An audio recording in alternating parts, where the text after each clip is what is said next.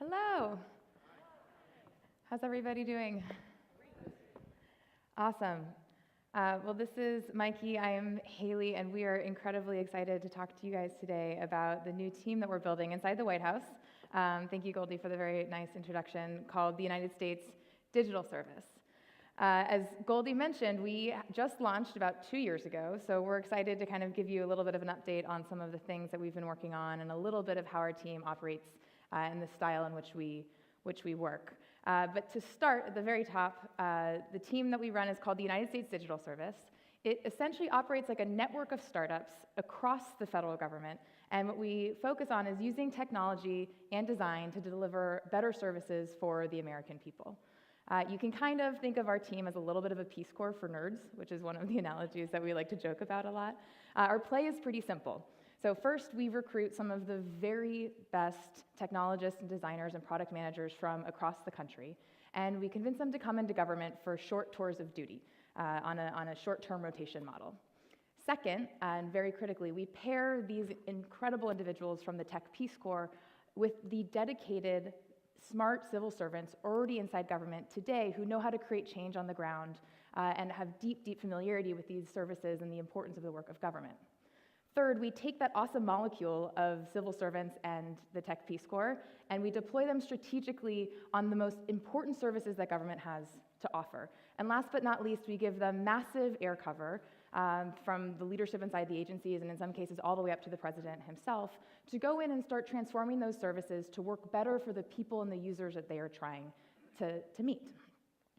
Now, as Goldie mentioned in the beginning, we are at our 2-year anniversary here, which we are incredibly excited about. We celebrated just a few weeks ago, actually, and one of my favorite parts in reflecting on our 2-year anniversary is this picture here of our team. When we first got moving in August of 2014, we weren't sure if we'd even be able to recruit 20 people to come and join this team. It was an experiment. We just wanted to see if this would be able to work. Today, we are actually excited to announce that on Monday, we hit our goal of 200 people joining the United States Digital Service, which is something that we were. Oh, thank you. Thank you. Thank you. The team's super proud about it. We were. When we came up with this goal in the early days, it was like the farthest reach goals. And standing here today, recognizing that we've hit it, I think is very emblematic of the tradition of public service and the incredible interest we're seeing from all parts of our economy in the important work that government does, which we're preaching to the choir here, so we don't need to belabor that point since everybody here understands that. But we're incredibly excited to start opening up this pathway of service for many people who didn't think that they would find part of their career in government. So today we have about 17 different projects spread across 8 different agencies. And what we wanted to do today was to run you through some of those examples. But one of the first questions that we very regularly get is, how do we choose our projects? And it is, honest to God, one of the hardest parts of this job, because it's like choosing amongst your favorite children. There are so many important projects that government tackles. And so the 3 criteria that we try and stick to is, first, what is the greatest impact for the greatest number of people that we can meet? 2 is the likelihood of success for that project, which has a bunch of different factors underneath it. And third is you get extra bonus points if the solution that we're looking at building could potentially be used in many places across government. So these are kind of the framework and the criteria that we approach how or where we end up doing our work. But to get us kicked off, Mikey, do you want to run through some of our exciting work at the VA? Sure. I will talk a little bit about some work that we have done at the VA, and even better, I hope, I'll be able to show you. Status quo. As we start out here, there are 1,000, I've heard numbers bigger than that, but there are definitely at least 1,000 websites operated by the VA today. There are 900, our inventory came up with 987 phone numbers you call for customer service. There's not the easiest thing to navigate for people that are coming back from the armed forces. The idea here, we created a vets.gov, which to me is really a framework, is a place to hang off of it. A lot of other services that are the most important ones that the veterans are going to interact with. These are things, as you can see on the little screenshot here, things like GI Bill education benefits, eligibility determination, healthcare. The Veterans Healthcare application is a thing that we recently attached here that we're very proud of. Best part of the talk is I don't have to tell you about it. If all the stars are in alignment and the crew, which has worked very hard to get this together, we'd like to show you a video. This is from some user research that we did recently. You can go ahead and play this first part here.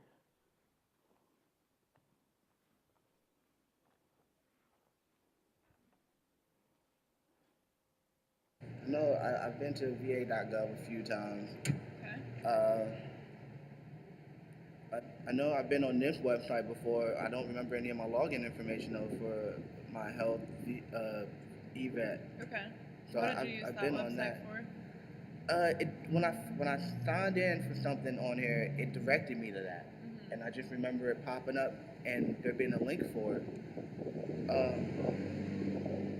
I know I've done this with finding the VA form for everything, which is sometimes it's fairly easy and sometimes it's not. I know I filled out this 1010 ET so many times, it's like ridiculous. And is this what you expected to happen when you clicked on that? That, no. No, I actually expected it to open the website. Okay. Fair enough. So why don't you go ahead and click on that again?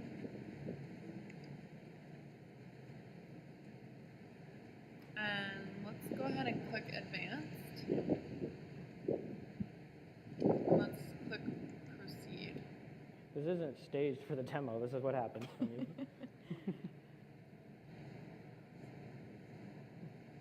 Now, this is the last time I saw this. This is how it started up, where it allowed me to be able to start now with trying to enroll. Okay. And again, like I said, I got about halfway through it, and then all of a sudden it was like, why do I not understand this? What is the terminology that they're trying to use for this? Because this doesn't make any sense. And that's when I ended up calling the 800 number to get someone to walk with me through it, because I was like, look, I'm having an issue. I don't understand what you guys are asking for. And I've seen this come up too a few times, where it's like you need an updated PDF read. I'm like, why? Okay. What are your impressions of this page? What do you think it means? This is annoying that you can't use whatever current PDF browser that you have. Like, if you got Adobe, the current form of Adobe, you can't open this. This is a problem. This is a huge problem because some people don't have the finances to upgrade their Adobe or to even upgrade to a computer that carries the current flash drive or, PDF reader on it. And how many times have you seen this before? I can tell you last year alone, I've probably seen this about maybe a dozen times. And what did you do next? I think the last 5 times, I just went to the library. Went to the library? Yep. Did it work there? Twice. Twice? Twice I had to work there. One of those was the same day that I called the VA, and the woman told me, after she had me on hold, that they couldn't help me. Yeah. So that was the story told to you by Dominic, who you didn't see on camera there. It's just the screen, obviously. He's a veteran that has, he's an hourly employee at a Starbucks. We caught up with him on the sidewalk outside the Starbucks to do the little user research session you saw just then. To get through that application, to go to the library during library hours is not going to be terribly convenient. So he didn't get into it, but I can safely assume that he's using up what is not a lot of time off or convenient time during work hours to make that trip to the library to try to get the form submitted. And according to him, he's tried 5 times recently. This, much more effectively than me standing here and telling you what we are trying to do and why we are trying to do it, I'd far rather you hear from the people that we're trying to serve directly. I know this is not really news to this audience, so I know that you all appreciate similar challenges all the time. So do we. This next video you're going to see, we're going to do a similar little walkthrough with the prototype that we were testing, which was the redesign service, the Veterans Healthcare application that we, at the time, were trying to put and have since put on vets.gov. So we can play the next video.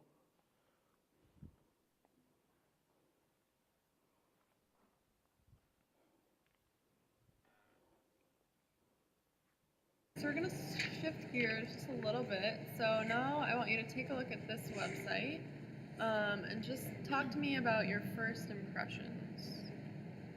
What do you notice first? This is definitely easier to read, larger font. Okay. It's very much straightforward, which is great because the other website is like takes you around the corner and over the meadow and tries to lead you in a back door that's blocked with spikes and IEDs. Like this is super straightforward. Click to enter your name and general information. The other site is not like that. It's like looking at, like say if they took my 214 and scanned it into the computer. It's what looking at the other site looks like. Yeah. Okay. So if you, let's say you're trying to apply for healthcare again, can you show me how you would do that using this website? Well, I mean, Yep. this Yeah, looks I just extremely. want you to go through and you can, you know, if you don't want to enter in all of your real information, you can use some fake information like your social security number. You just make up a number. But I do want you to actually go through the whole form because I want to see how it works for you. Like this is super easy. I have not had this level of ease with a website for the government at all. This is much easier.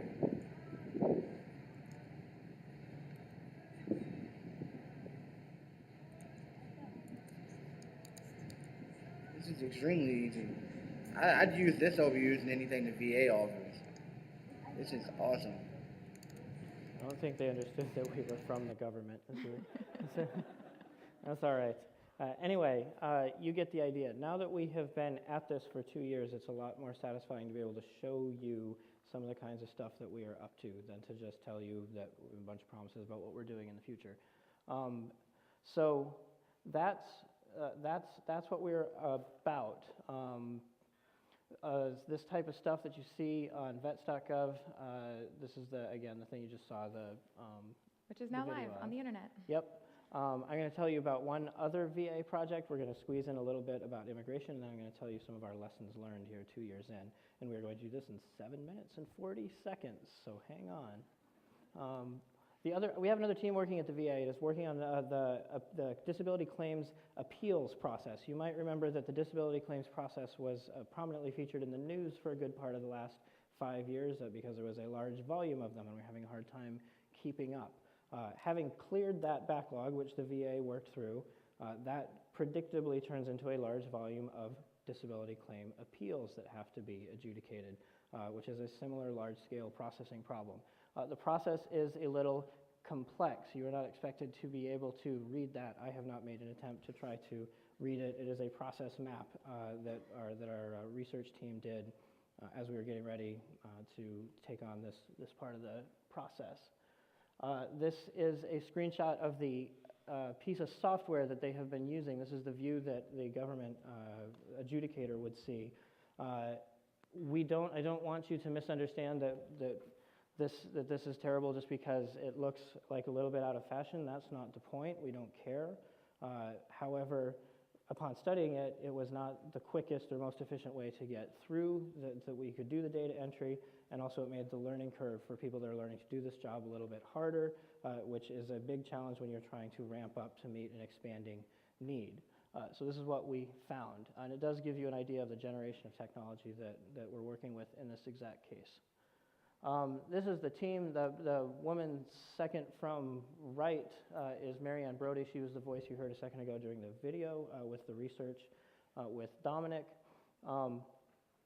Some other people from the team. And on the far right is one of the VA career staff that are processing these applications that we are ideally working side by side with to work out how to make this process better, more efficient for everybody. This is just possibly the most basic screenshot you could have of the case flow, what we're calling the new application, which we are processing the appeals. We're taking on part of the appeals processing with. It's just the login screen, of course, but you get the idea. It follows the same kind of design standards. Ideally, is responsive, works on mobile devices, the same kinds of stuff we showed you in the video a second ago. I'm going to turn it back over to Haley to talk a little bit about what we are doing on immigration recently. All right, I'll run through this example quickly, but it's one of our favorites, and similar to the VA piece, it has kind of two sides, both the users as government employees and how we can make everyone's jobs easier, but then also the end user outside of government, the end beneficiary who we're trying to help. So this is a picture of a common immigration application, and it won't surprise you that the immigration system is almost entirely paper-based. This is often when these files get filled out, they get mailed physically around the world from processing center to processing center, and the average application processing time is about 6 to 8 months. So needless to say, there's probably some efficiencies that could be gained by bringing this offline system or this paper-based system online. Now, this wasn't our idea. This had actually first been attempted in the last administration many years ago, and what happened was a very typical to government process where we set out a very large waterfall procurement to the tune of $1.2 billion over many, many years to build a piece of software. And as we have learned many, many times over and over, that process ended up not working out so well. And at the end of many, many years, before code was actually put in front of users, similar to how you saw in the VA, the entire contract ran up, all the money was spent, and no piece of working code was delivered. They actually ended up getting out one form, but it ended up being slower to process than the paper-based form. So as often happens, we brushed off, picked ourselves up with the bootstraps and went at it again. And so the government decided to, let's maybe just try the same procurement with the same contracting company for more money to see if we can go at it again.